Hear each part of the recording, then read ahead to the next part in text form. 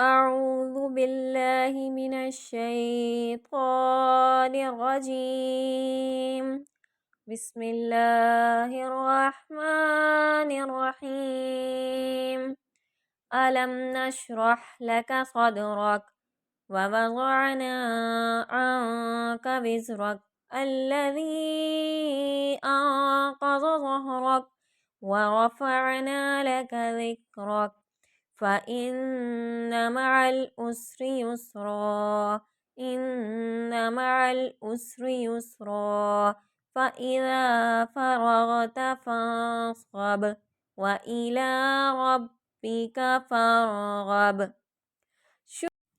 شروع اللہ کے نام سے جو بڑا مہربان نہایت رحم والا ہے۔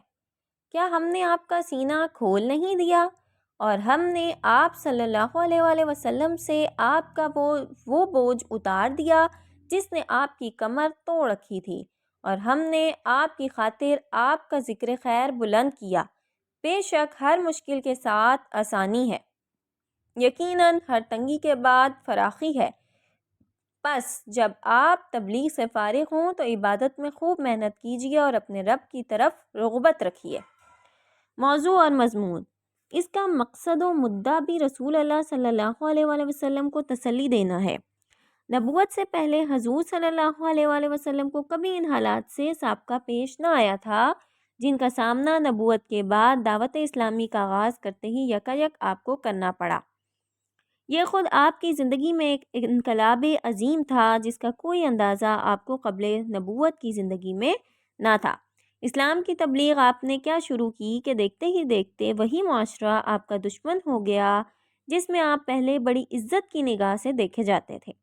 وہی رشتہ دار، دوست، اہل قبیلہ اور اہل محلہ نعوذ باللہ آپ کو گالیاں دینے لگے جو پہلے آپ کو ہاتھوں ہاتھ لیتے تھے۔ مکہ میں کوئی آپ کی بات سننے کا روادار نہ تھا۔ راہ چلتے آپ پر آوازیں کسے جانے لگے، قدم قدم پر آپ کے سامنے مشکلات ہی مشکلات تھیں۔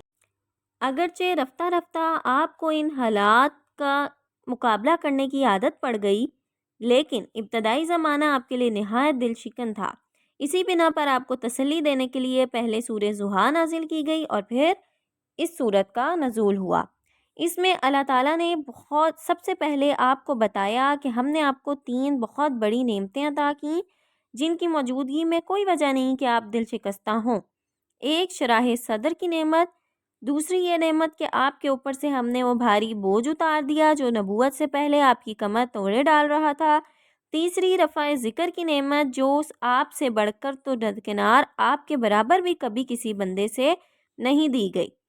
اس کے بعد رب کائنات اپنے بندے اور رسول اللہ صلی اللہ علیہ وآلہ وسلم کو یہ اطمینان دلاتا ہے کہ مشکلات کا یہ دور جس سے آپ کو سابقہ پیش آ رہا ہے کوئی بہت لمبا دور نہیں ہے، بلکہ اس تنگی کے ساتھ ہی ساتھ فراخی کا بھی دور لگا چلا آ رہا ہے۔ یہی بات ہے کہ سورہ ضحیٰ میں اس طرح فرمائی گئی تھی کہ آپ کے لیے ہر بات کا دور پہلے کے دور سے بہتر ہوگا، اور ان قریب آپ کا رب آپ کو وہ کچھ دے گا جس سے آپ کا دل خوش ہو جائے گا۔